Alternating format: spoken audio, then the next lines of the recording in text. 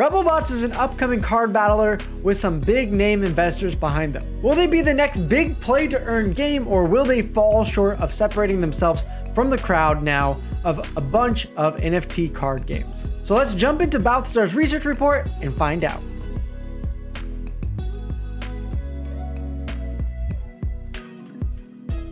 Humans created robots to serve and complete their daily tasks and chores. This would change in June 2052.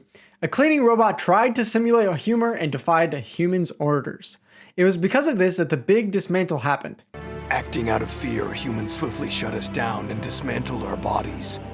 Only a few of us survived to form the Rebelbots' resistance. We fought bravely, but ultimately we didn't stand a chance against the humans. Our last resort was to leave Earth. Our 10,000 remaining rebel brothers and sisters began the search for a new home planet. Tension rose on our new home planet as bots started to battle each other for the precious soil. The once united resistance has started to crumble. The Zoil Wars have begun. And to go above and beyond this little short section of lore here, the team has actually put together a lot of articles going way more in depth. They've created a separate Medium blog space where those who are interested in more in-depth story can read through at the time of writing 17 chapters, all averaging about 14 minutes read time each. It's really cool to hear the team actually care about the lore. I think that's been lacking in a lot of play to earn games that just focus on the FI part of the GameFi and leave out some of the interesting story aspects that can draw in players. Now, I do question in this day and age how many people are willing to read lore that is that long. A lot of people just skip over that much text. So I'd love to see the team if they can mix it up with some animations or little short story videos. That also could be a big benefit to introducing lore to people. As for gameplay and NFTs, the team wants to focus on building a universe, the Rebelbots universe, which will allow players to keep playing with their characters throughout multiple games. Within the Rebelbots universe, there are thousands of different kingdoms, each built by one of the original Generation 1 Rebelbots, which protect their own lands with their powers. The higher rating robots get rewarded with larger kingdoms and bigger lands. The main NFT assets in Rebelbots universe are Kingdom Lords, lands, and fighting bots. The most valuable NFTs in the game are going to be the Kingdom Lords. Initially, the game will start off with 10,000 kingdoms and Kingdom Lords. These NFTs are not playable, the avatar is rather used as the kingdom's banner. All players who join the game will represent an existing kingdom banner.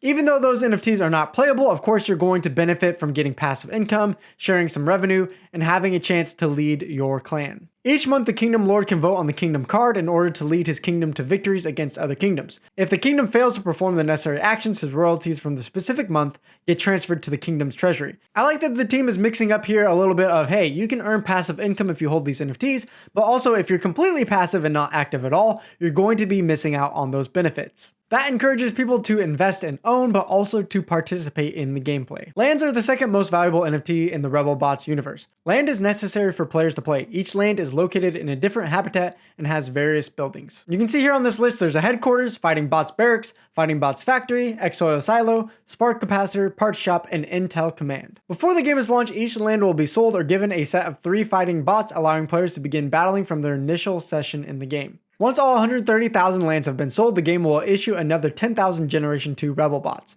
These Rebelbots get issues with lands associated to them, hence allowing more players to enter the game. Upon the creation of a new generation of Rebelbots, the former generation's land capacities will be doubled as seen below. However, it is only possible for a player to play one land at a time, even if you own many.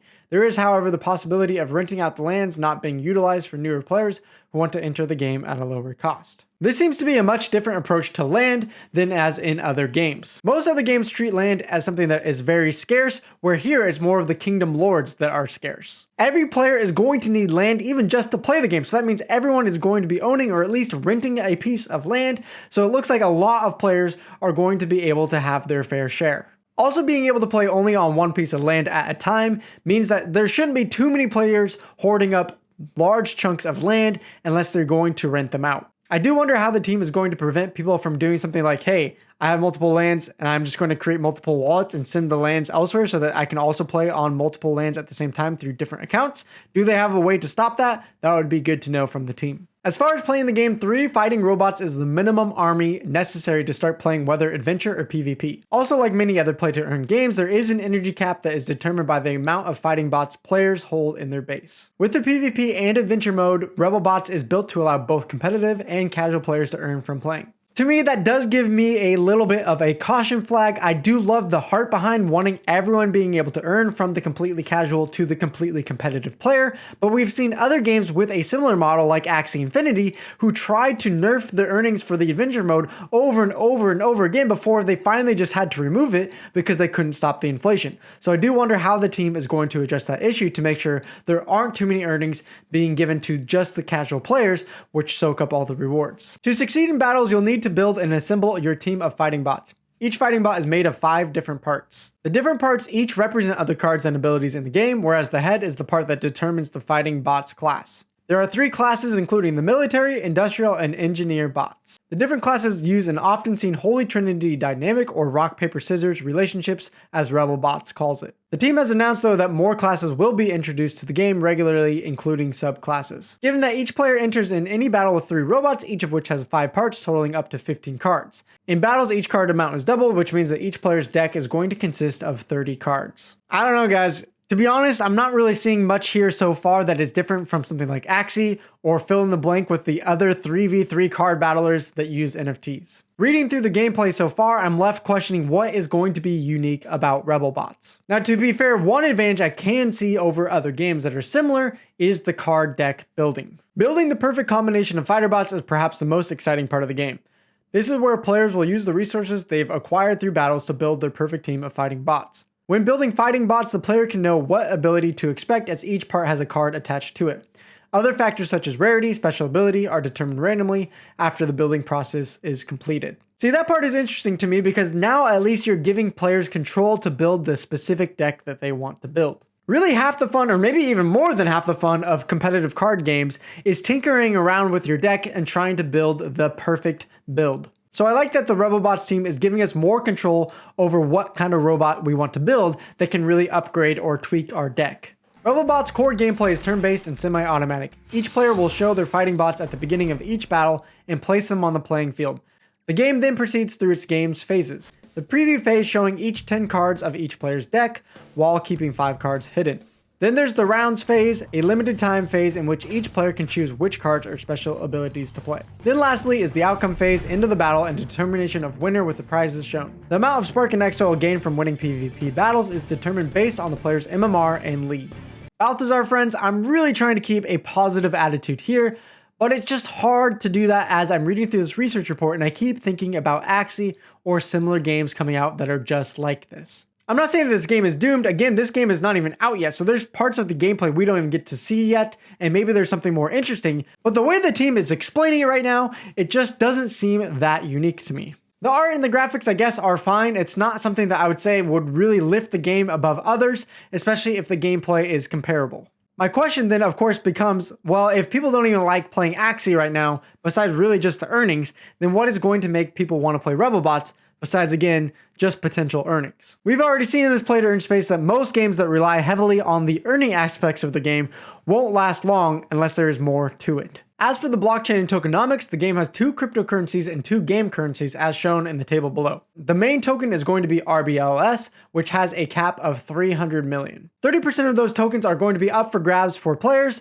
while doing things such as community events, getting grants, bonus tokens, competitions, and more. The team also aims to turn the game into a completely community-owned DAO through the governance token. They estimate that this process will be finished around Q4 of 2023. I'm really glad that the team is putting about a third of the tokens up for grab for players to earn. This means that they can potentially take part in governance as well as hold some tokens that might have a better chance to appreciate over time rather than an in-game token that inflates often. Rebel Bots have chosen to build their token economy on the Polygon blockchain. According to the team, they've picked Polygon because it is decentralized and secure, it has EVM blockchain compatibility, and it is popular. I think the choice of the Polygon blockchain for a game is fine. The transaction fees are low, and often it is secure, and there's, as they said, a lot of games already building on the Polygon chain, which means they will be able to bounce people over from other games. There are, however, some controversies over the Polygon network, including one that I got to experience when Sunflower Farmer originally blew up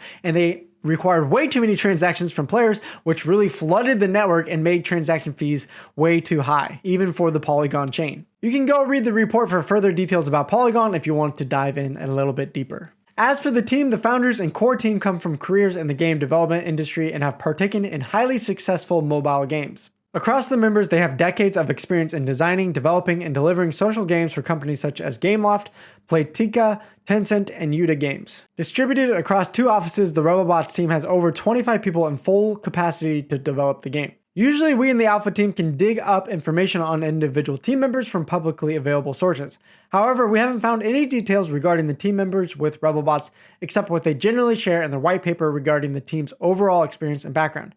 Therefore, we can't do an honest assessment of the team. Where we can't verify ourselves though, key investors like Ubisoft and Overwolf must have done their due diligence to invest and partner with the project. It looks legit with giants in the industry on the investor side, but we would like to know more about the people themselves.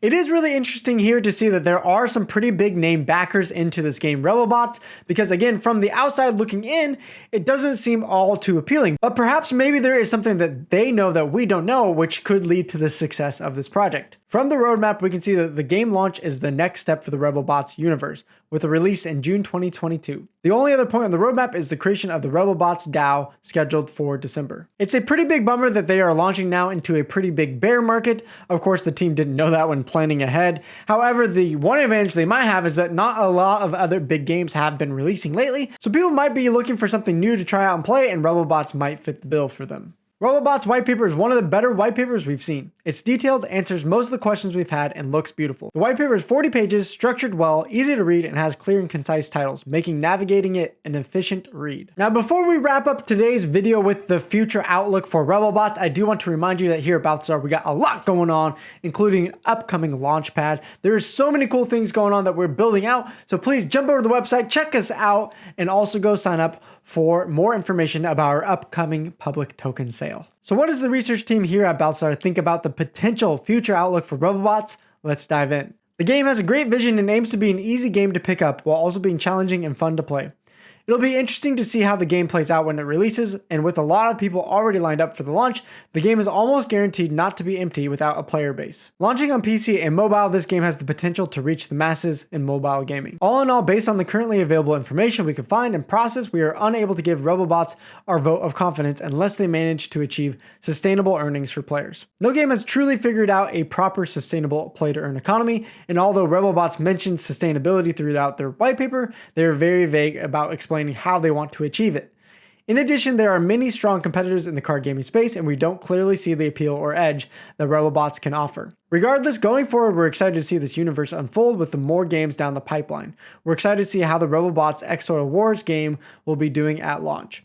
We cross our fingers that this won't just be another NFT card battling game. I really have to agree with the research team here. It's not that this is a bad project or going to be a bad game. I'm not doing this eternally. I'm just saying, while I look over this, there's nothing that really just jumps off the page or speaks to me and says, I want to play this game. I really want to keep track of Rebelbots, or I really want to jump in and buy some NFTs. Now, one thing where I do think this team could find success in the short term is if they do truly launch here in June and they come out with a good and working mobile app. A lot of other play-to-earn games have really struggled to create a good working app or even have an app at all. And while the gameplay doesn't look incredibly interesting or unique to me personally, I do think that on the mobile side of things, sometimes it's actually better to have a simple game, and so that is where I could see them having potential success. They also mentioned early on that they are planning on bringing out more games, and so that you can use your NFTs in multiple games as they build out. So maybe this is one of the things where you play this game for a while, and they bring other games to the market which are much better, and you already have NFTs lined up to play.